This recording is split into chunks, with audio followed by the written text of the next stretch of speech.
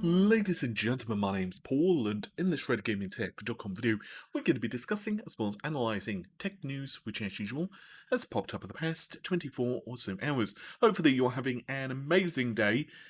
Well, by golly gosh, lots of stuff is still happening in the world of tech. I want to begin with the Ryzen 9 5950X, specifically some benchmarks which have emerged, which shows that AMD's upcoming flagship mainstream processor absolutely destroys any and everything that it comes up against.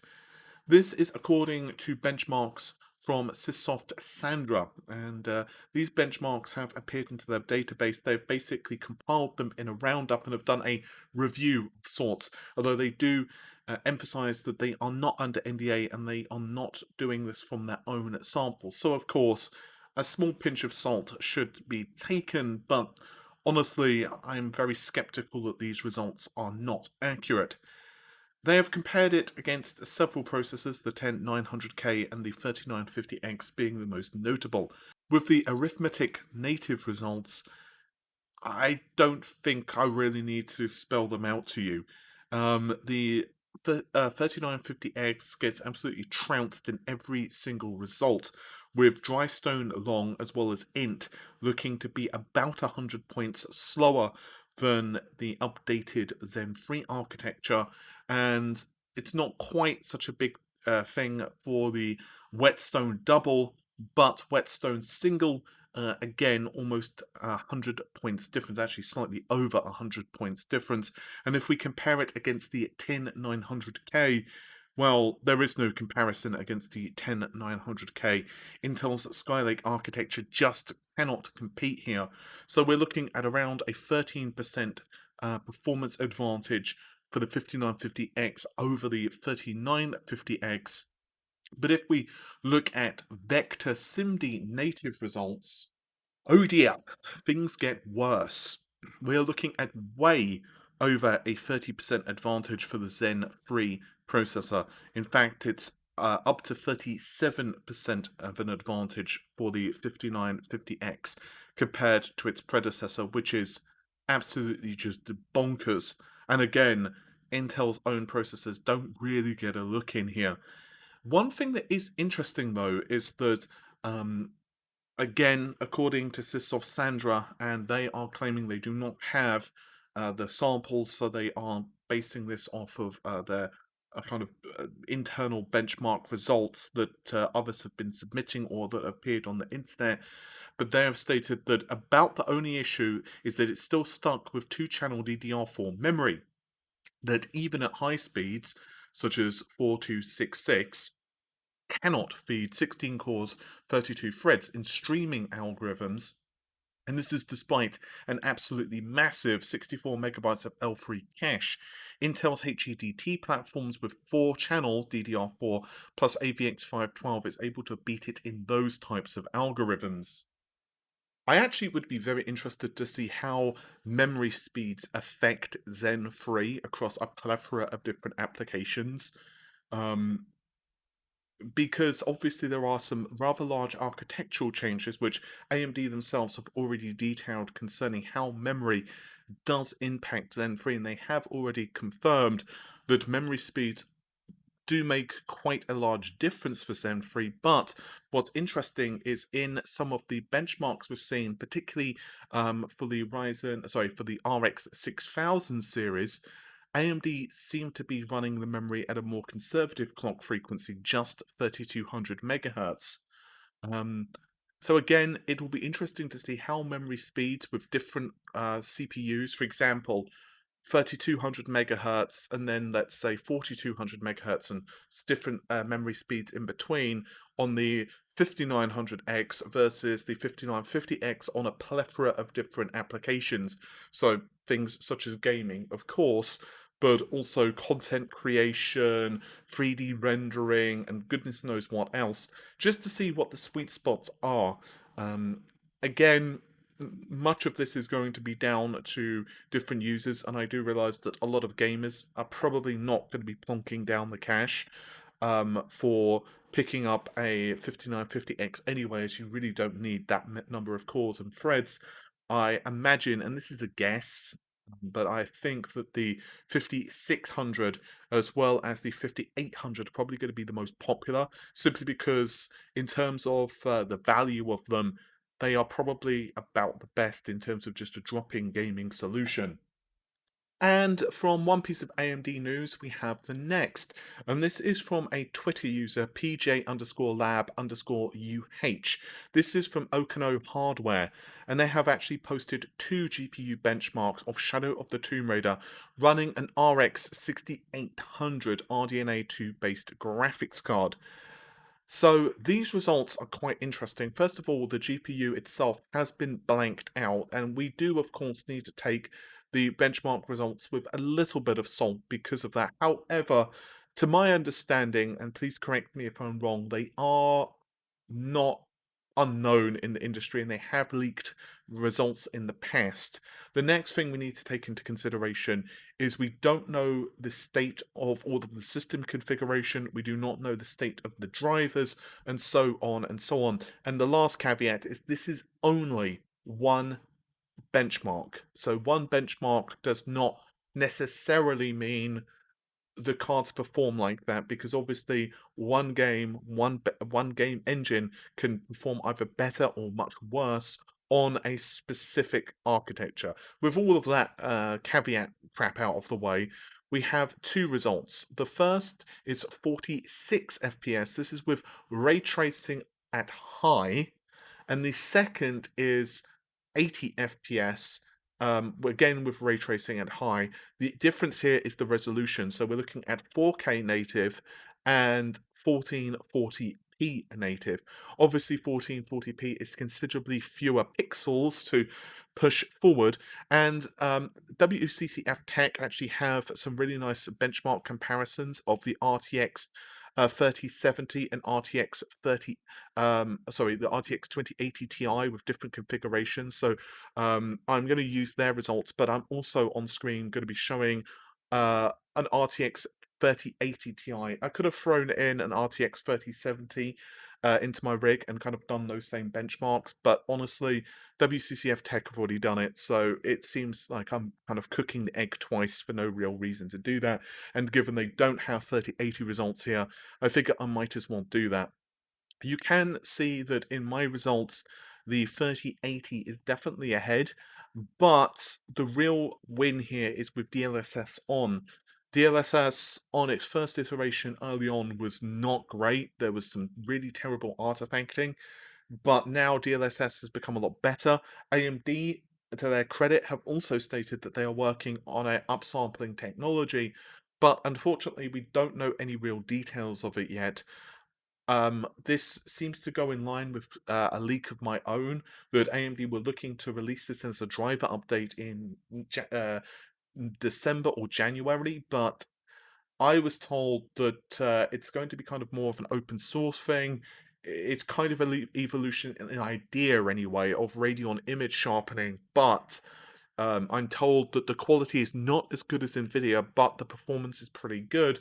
But because AMD doesn't have the hardware tensor cores, to our knowledge, on the GPU, obviously this is going to have to be performed on the CU. I'm guessing more like the Xbox.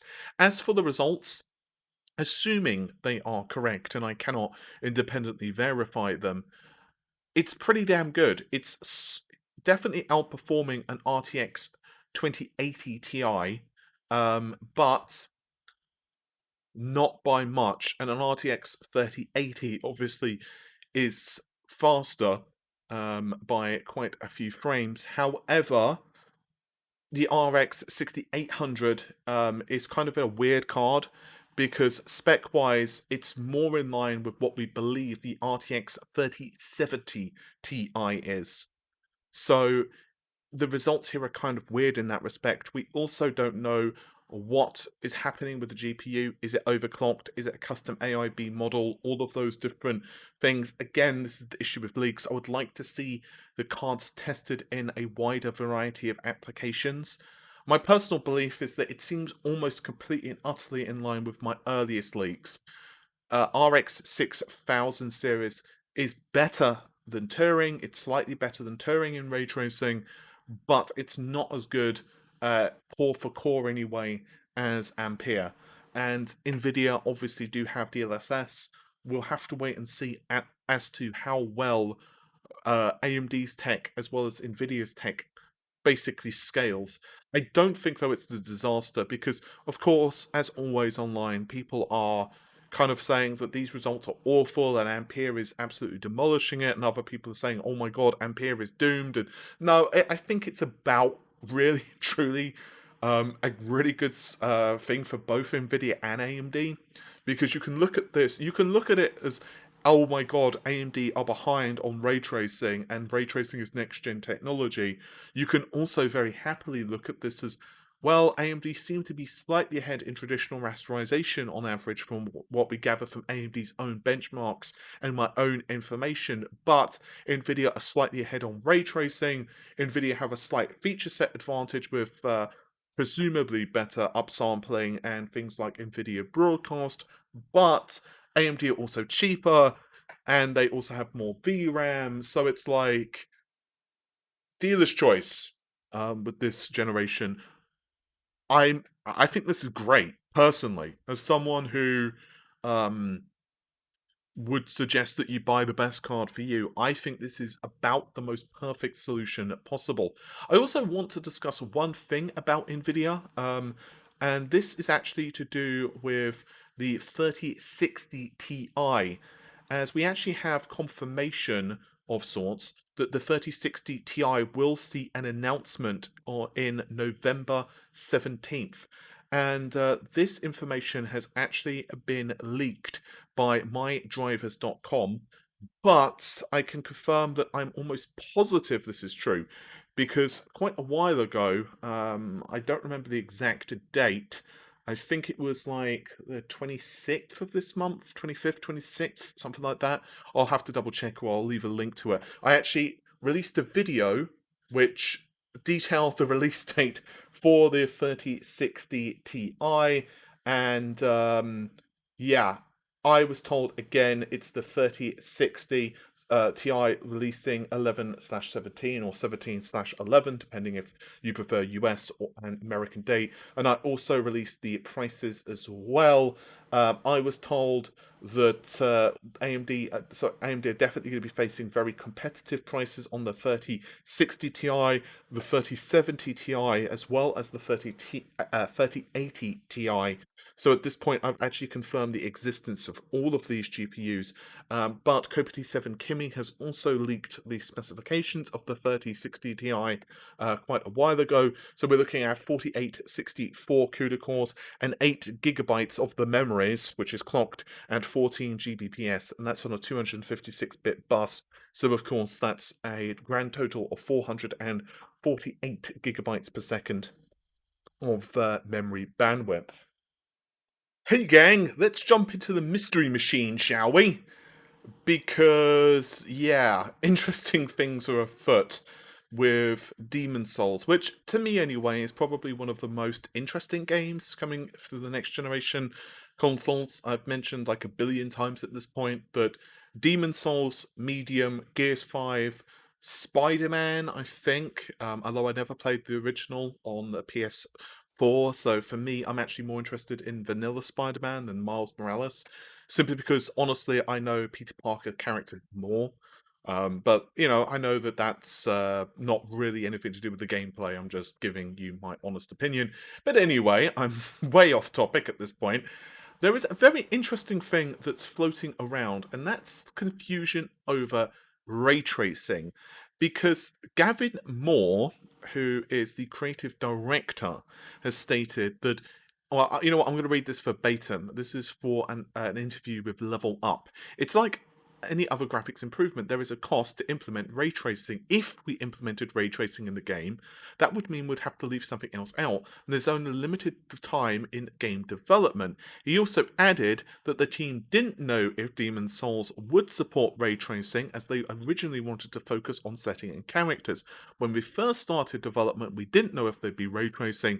It wasn't in our original vision. We wanted to focus on settings and look at the characters. Everything is real-time lighting with shadows in near real time.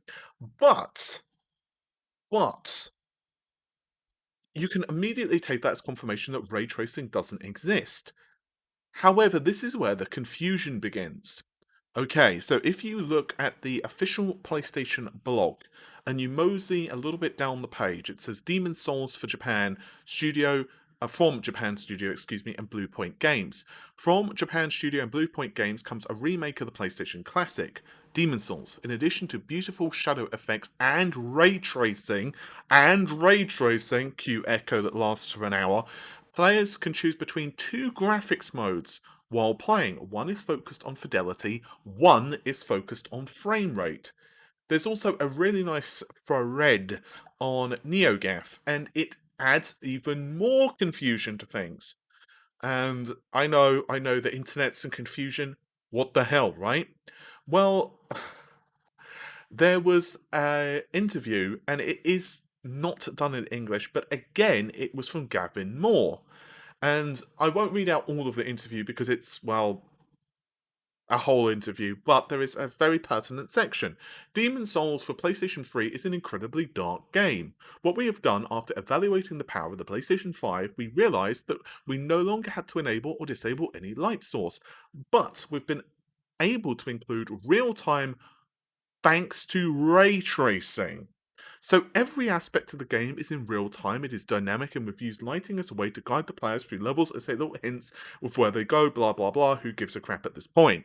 So ray tracing from the same person within a very short time window has either been enabled and has been there from the beginning. The official PlayStation page is saying ray tracing, but this interview is not saying ray tracing.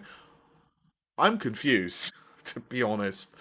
Yeah, that's kind of bizarre. I'm sure that by the time I upload this video, 5 minutes later, there'll be a consensus. But for now, anyway, this is what's going on. Personally, I haven't done a really in-depth analysis yet on Demon Souls to know whether it does have ray tracing or doesn't. It does obviously have very impressive lighting with amazing things such as well, very impressive screen space reflections and all of that jazz, but whether it actually has ray tracing, honestly, I've not really delved into the trailers themselves to really know. The other issue as well is that there are two modes, as mentioned in the PlayStation blog. One of them is a performance mode, which obviously increases the performance of the game at a sacrifice of visual quality, and then obviously you have the reverse choice. So I would be very interested to know what actually the answer is here. It is obvious ray tracing is rather expensive to run on either console. In fact, it's also quite expensive to run on PC. This is one of the reasons, of course, that upsampling technology is something I consistently mention so often, both on PC as well as console. I actually made a really good case of this in a DLSS video, why upsampling technology is so important. I actually need to make perhaps an updated version of that when AMD actually release their graphics cards. I'm really excited to see how AMD implements this. Hopefully, Nvidia too. If AMD do have a more open source approach, it would be great if there's a more open source alternative in Nvidia as well. Maybe that isn't quite as what's the word I'm looking for? Good. I can't think of a really good word of explaining it, but maybe it's not basically sacrificing some level of image quality, but at least has some level of upsampling. That would be kind of cool. But whether this actually happens for the PC, who the hell knows? For console, of course, you've got upsampling tech, which has been confirmed by AMD for the PlayStation 5 as well as the Xbox Series X, and it's apparently going to be open source. To my understanding, it's using a very similar approach to what Microsoft have for the Xbox. It's basically using lower precision operations. And one of the things that I'm really hearing at this point from a couple of different developers who have been speaking to me is that this first wave of games is really not fully utilizing either console. Um, I know that Microsoft had some problems with development kits early on. I've already reported on that, and some of it came down to the tool set and also drivers, which was one of the reasons that the MP mass production of the Xbox didn't start until July.